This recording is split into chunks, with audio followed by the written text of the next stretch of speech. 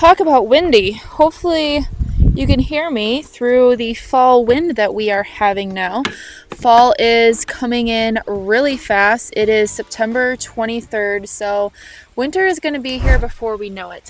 But if you're new here, my name is Emily. I run a beekeeping business with my partner Casey called Beekeeping.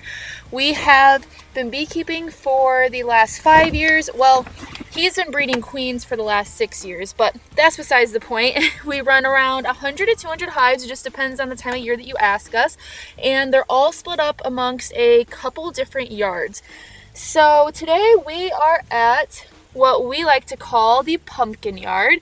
We aren't really creative. When we first set up this yard, there was a pumpkin field located right next to us. So we thought, hey, that's easy. We'll just start calling it the pumpkin yard when we talk about it. Luckily this year, they ended up doing alfalfa. So that was a huge godsend for us because these hives were definitely needing the extra boost that they were getting. So to give you guys a little bit of a backstory on this yard. So this yard pretty much started from, I really kind of want to say absolutely nothing. Because yes, we did have a pallet come out of winter in this yard. We originally sent 2 in, only 4 of them ended up surviving. 4 hives are on 1 pallet of bees. And we ended up bringing in another pallet of bees coming back from California back in April. But by the end of April, every single hive was completely stripped and broken up into nukes. So pretty much this entire yard, all 4 pallets, started off as 5 frag nukes to build up throughout the year. Now, generally this would have been okay, but this was one of those years that was a little bit out of the ordinary. And I say that because usually in May, we have a really big flow from basswood and black locust, but this was one of those years that it just completely skipped over them.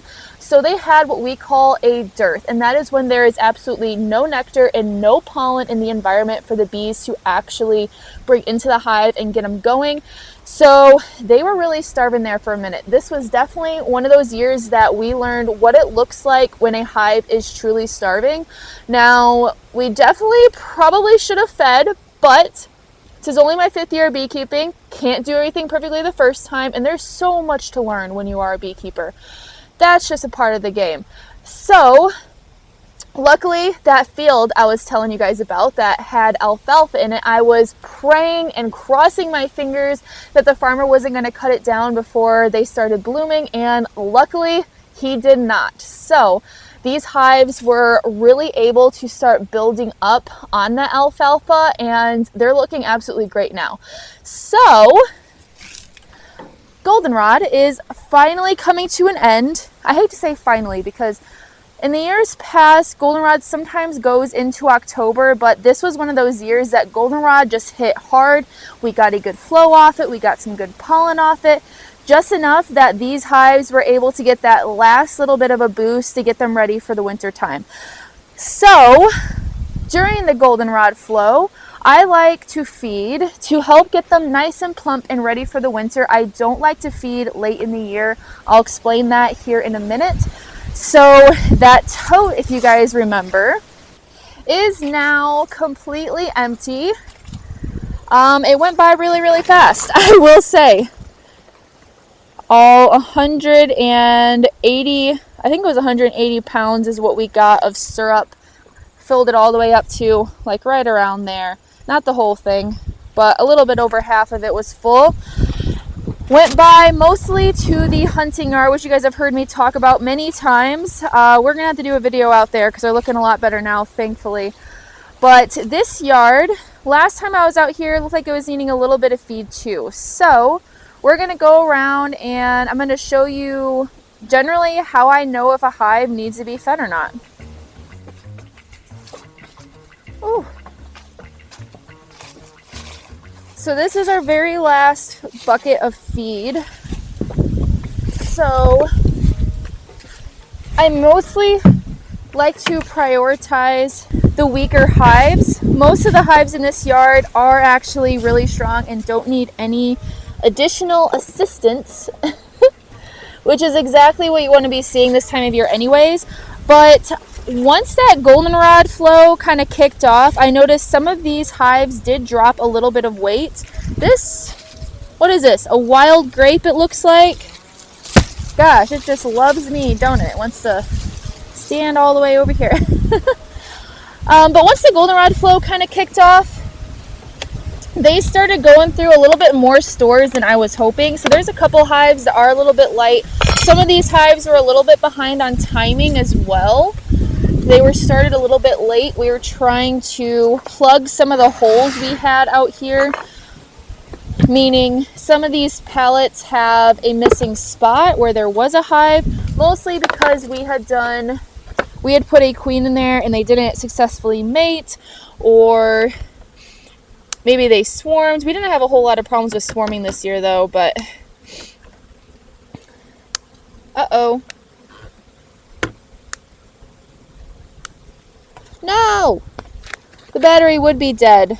You guys have seen me use this handy dandy tool. All this is like a little pump that I got out from Walmart. It has been a lifesaver, and it was only $10. So when you are a growing beekeeper, you need something that's cost effective that will save you time, and that is exactly what this has been. If it would actually work. I think the batteries might be dead. Uh-oh, spaghetti-o. Let's see if I can switch them around, if that makes a difference. I'm ready to not be covered in syrup constantly. This stuff is so sticky. So this is corn syrup that I'm using. 55% fructose, 45% glucose. Uh-oh. Yeah. Hold on, I think I might have one more battery in the car.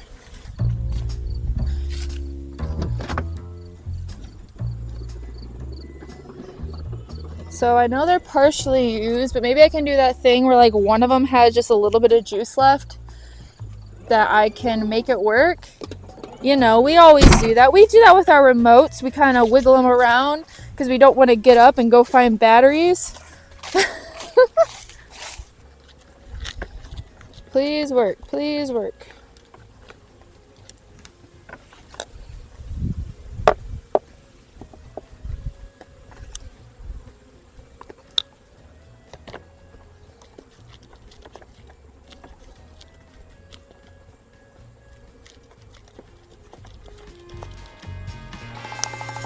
Aha! There we go. It's working, we got a flow. So, let me show you what I'm working with. So, all I have is a 2-frame feeder down here that I'm filling up. It is around a gallon and 3/4, I would say, to fill it all the way up. I haven't been filling all of them all the way up, but this is one of those hives that we did start pretty late, so I am going to need to fill it all the way up. This is my last bucket of syrup, so it's not going to go very far.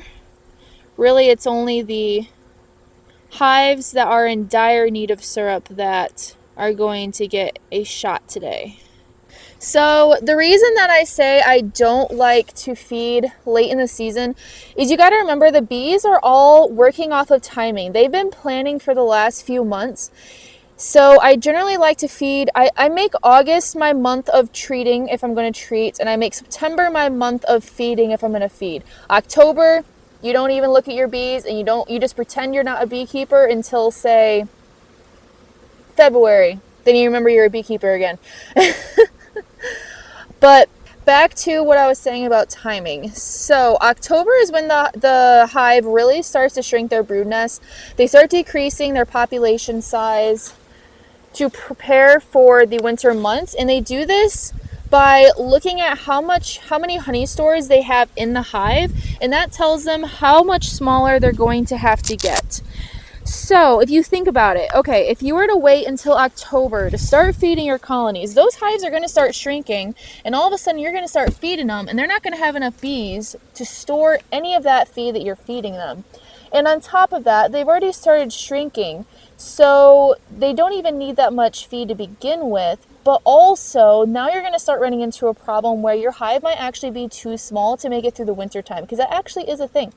they can shrink so much that they're not able to maintain any sort of heat in the hive. And in that case, they would actually, in fact, freeze to death. That's not usually something they do unless they run into a circumstance like that. So what you do in August and September is absolutely crucial as the bees are planning and arranging their hives to get them ready for wintertime. Okay, last time I checked, the other 3 of these hives were absolutely jam-packed. Let's take a look at them just to be sure, but I'm pretty sure that's what I remember, so they shouldn't need any sort of honey. I'll just crack the lid so you can take a look at them for yourself.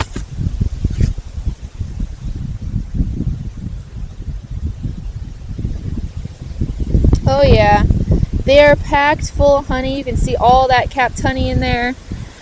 They only got a little bit of comb that they built up there, so that's nice. Not like the pine yard that you guys saw, which we are going to do an experiment with that yard this year, so stay tuned. Thanks to you guys. You guys gave us so many great ideas that we wanted to try a lot of them, so we're going to see which one works the best. Alright, so you guys saw the top. Let's see how heavy they are. Now this is how I tell whether they need to put on more weight, if I need to feed them, or if they're all good to go, is I crack this second box and I simply just go off of feel, because over the years I've kind of learned which ones will need food and which ones won't, and they have quite a bit of honey down there too. Yeah, that's pretty heavy. So they're not going to need any more food. They're looking pretty good for the winter time.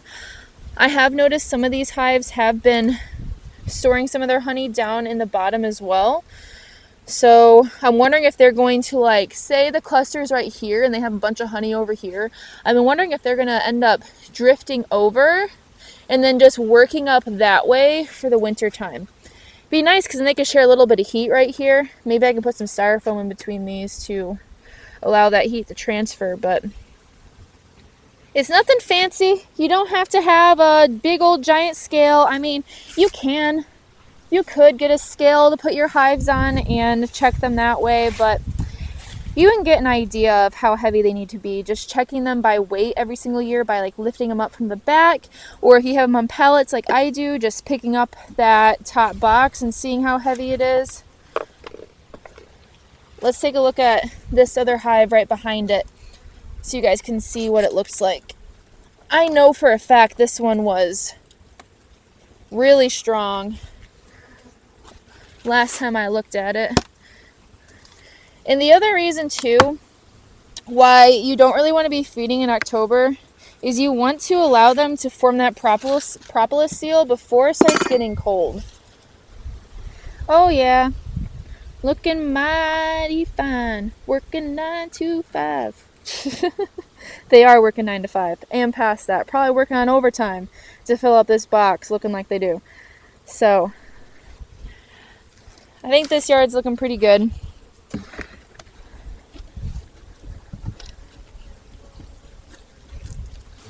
All right, now let's get back to it.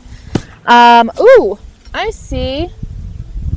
There is a honeybee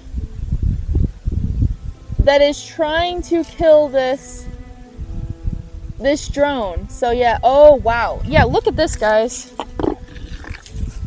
They are already trying to kick out drones. Now this yard's a little bit behind of some of my other yards because they've been doing that for a while. Yeah, she's carrying him out. She's like, nope, you are not allowed. And he's just walking right back in there. There's another one they're dragging out. Yeah, winter's coming fast. Definitely need to be getting all of our hives ready to go.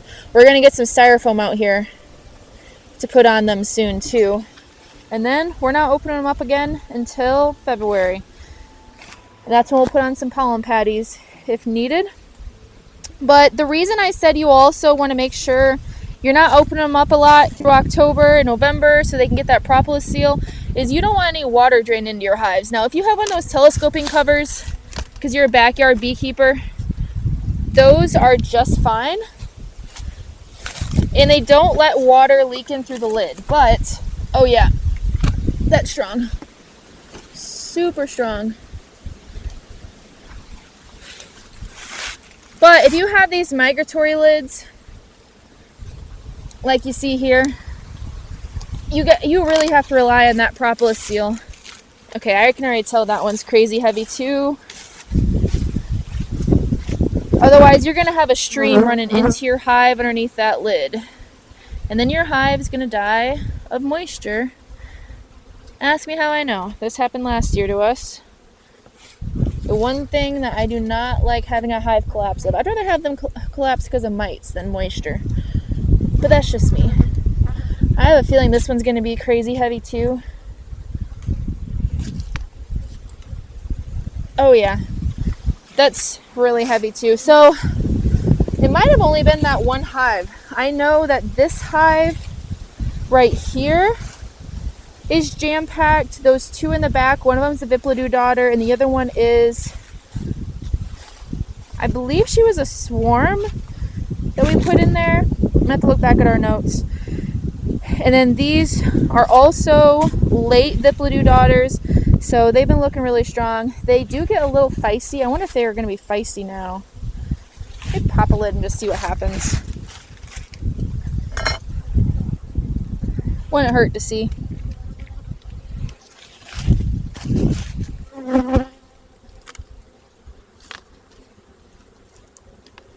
I took a little bit of honey off of them this year, and they got so angry after I did that. Every time I stepped foot into this yard, they would come after me. Woo! Look at that. Oh yeah, baby. That's a strong hive indeed. And I took honey off of them. These were the only hives I was able to take honey off of. These two. And I believe that one as well. Otherwise, the rest of the hives in this yard didn't build up fast enough to get any honey off of them. But that's okay. I honestly wasn't expecting to get any honey off of them, period. Just because, remember, like I said, they were nukes. They were built up as nukes.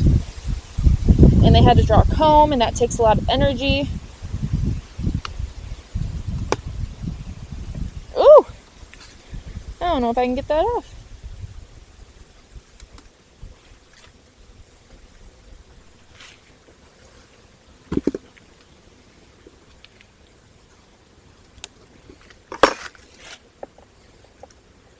Uh-oh.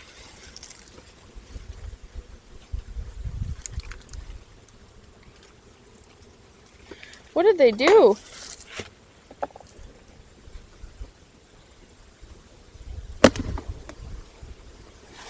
Woo! They did the same thing. They needed another box to put honey in, that's for sure. This will actually work great though in the springtime, because this can work as a little bit of like extra food for them to throw on. If I was to say maybe put a shim on, well, put some foam down, put a shim on, and then put the lid on top, and then I could just pull out that foam when spring rolls around, drop that lid down with all that honeycomb, and there, they got some food ready for them. Alright, so this pallet was started very late. I believe we started it in June. When we were having the dearth, we were really riding on that flow that was supposed to hit for black locust, basswood, but it never came. So they were a little behind. I did equalize a little bit. I stole some frames from these strong hives, stuck them in here, and then I've also been feeding them, so they should be looking pretty good now. They have been a little feisty. I wonder if they were some of the hives that were getting robbed. But last time I was out here, they were nice. Ooh! Alright, that one doesn't need anything. Super heavy.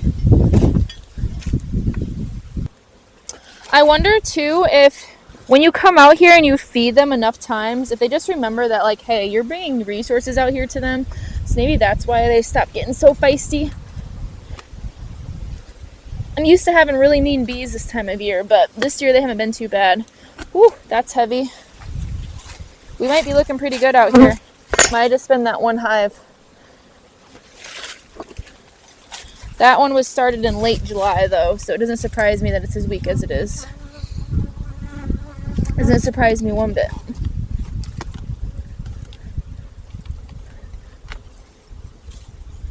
That one's heavy too. Whew, I can barely even lift that. All right.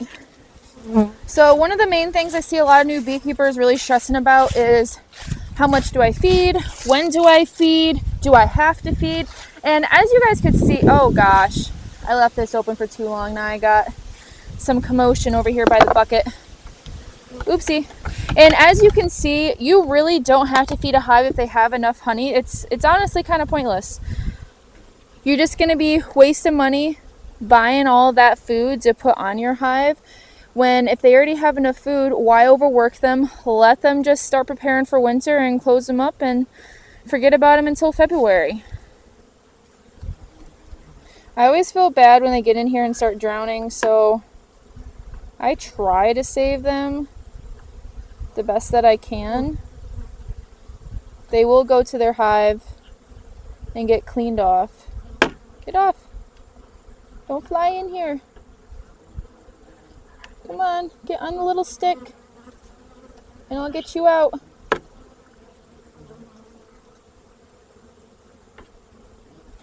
Alright, that's best it's gonna get.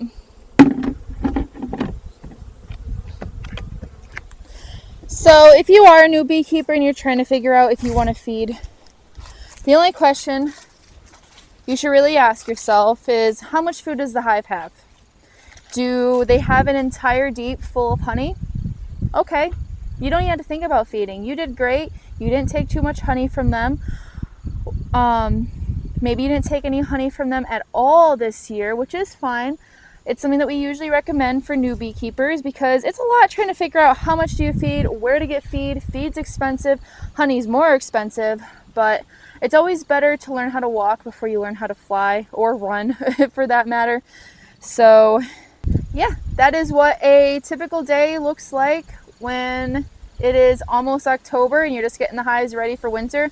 There's not a whole lot of work to be done. Just make sure their mites are under control, make sure they're fed, and then make sure they have some sort of moisture prevention at working in their hive, such as doing like a insulation board or using a quilt box, something like that, and your hive will be all good to go for winter time. I think we make beekeeping way more complicated than it needs to be, especially for you backyard beekeepers. Really, you can still put bees in a box and kind of forget about them for a little bit. You don't have to check on them all the time. You can check on them once a month once you really start to learn how bees work and how they think and how the flows in the environment around you are and how it affects them. That is really the main thing when it comes to beekeeping, is this: you want to get as much hands-on experience as you possibly can so that you can learn and pretty much start working less. But all right, this was just a little bit of an update video so you guys can see this yard.